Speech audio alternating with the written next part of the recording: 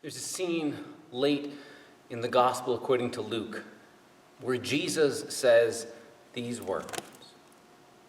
There will be signs in the sun, the moon, the stars, and on the earth distress among nations, confused by the roaring of the sea and the waves. People will faint from fear and foreboding of what is coming upon the world, for the powers of the heavens will be shaken. Then they will see the Son of Man coming in a cloud with power and great glory. Now when these things begin to take place, stand up and raise your heads, because your redemption is drawing near. Then he told them a parable. Look at the fig tree and all the trees. As soon as they sprout leaves, you can see for yourself and know that summer is already near. So also, when you see these things taking place, you know that the kingdom of God is near. Truly, I tell you, this generation will not pass away until all these things have taken place. Heaven and earth will pass away, but my words will not pass away.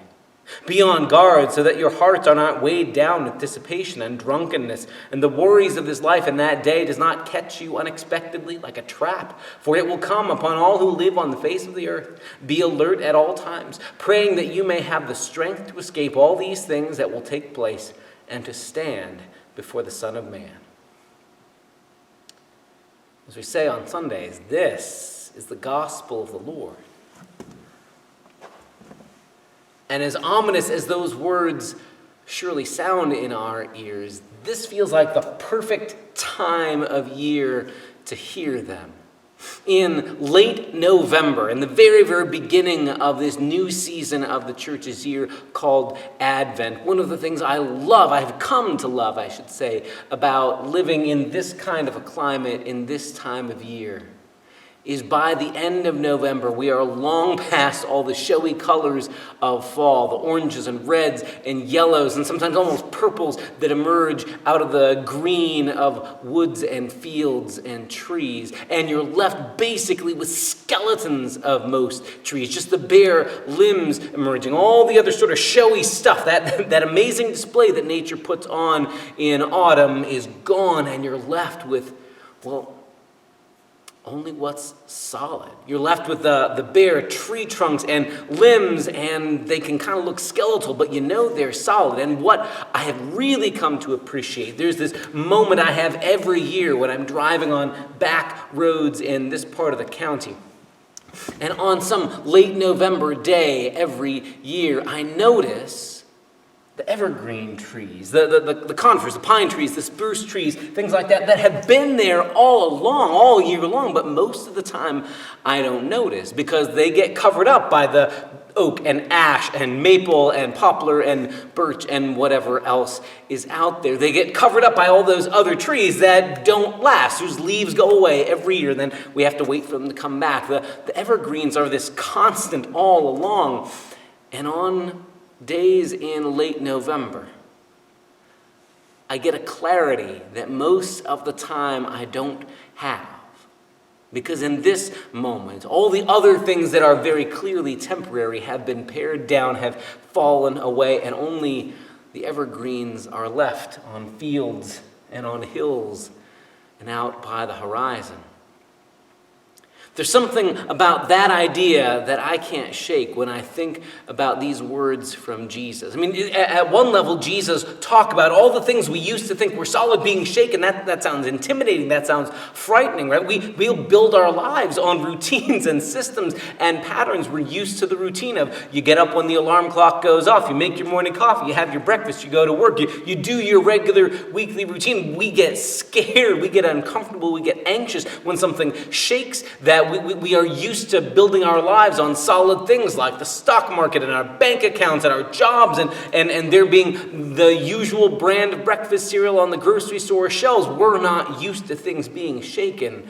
And we come to count on all those things as dependable, as reliable. And here's Jesus saying, almost as if to say, I'm not here to scare you, but I need you to know everything else gets shaken. All the other leaves fall away. And at those points, in the times when it feels like everything else has been shaken away, Jesus insists he remains not just present, but alive and thriving. That's the other thing I love about this season of the year, when I notice evergreen trees and how not just that they're still there and they've been there all along but hidden, but that they're thriving. They continue to be trees, to continue to be green even into the harshest time of the winter. Their leaves work differently. Those little needles, they can continue to be alive without falling and dropping to the ground every year. They continue as this abiding presence. That's the way Jesus talks about himself. Isn't that interesting? Jesus talks about even the heavens and the earth passing away, but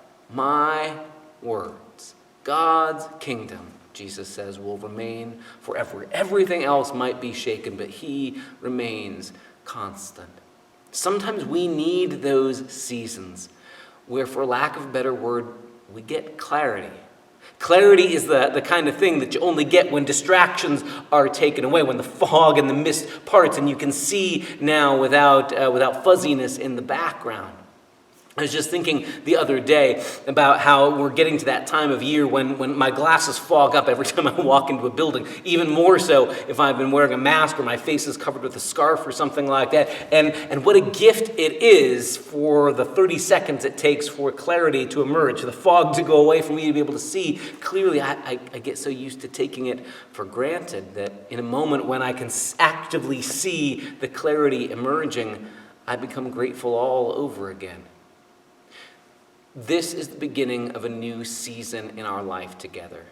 And for whatever else Advent means for the followers of Jesus, for this community called church, I want to invite you to let it be for us this year a season of clarity, of letting other things fall away and discovering what things are not important, what things I don't need to be distracted about, so that I can focus on what does matter, who does matter, and who remains. We've noticed, I'm sure you have as well, how so much of the last 2 years has shaken up our regular routines, the things we're used to doing before the pandemic, the ways we were used to doing them. And now maybe it's a time for us to ask, what's worth me spending my time, my energy, my life, my love, my resources on, and what are the things that are just distractions? Our wider culture is fantastic at distracting us through this season. They can only see the month of December as the pre-Christmas buying season, and therefore bombard us with a million different messages just trying to get our attention, from pop-up ads on social media to the non-stop Christmas music blaring on the radio or in department stores in the background, everything getting us to want to buy earlier and more and bigger. Maybe this is a moment for us to start with clarity. To let all those other things, not that they were bad or wicked, but that they can so easily be distractions, and to pare things down to essentials, and to know what will last, who remains, and who carries us through. My prayer for you this season, this year ahead, and certainly moving into this week, my prayer for you is that the living Jesus, who remains with us all along, would give you the gift of clarity in your own life as well, to know what things are worth spending your time, your energy, your passion, and your love on, and what things can be set aside or put on the back burner, or maybe even simply let go of. In a season like this, when I start looking out at bare trees, I don't just grieve that the beautiful oranges and yellows of fall are gone. I gain a whole new appreciation for the evergreen trees that have been there all along, that I didn't have the eyes to notice. And now I can see, with greater clarity.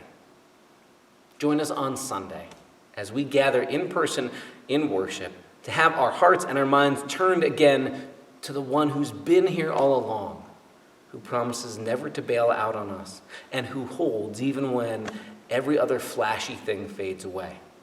A blessed beginning of Advent to you. See you Sunday.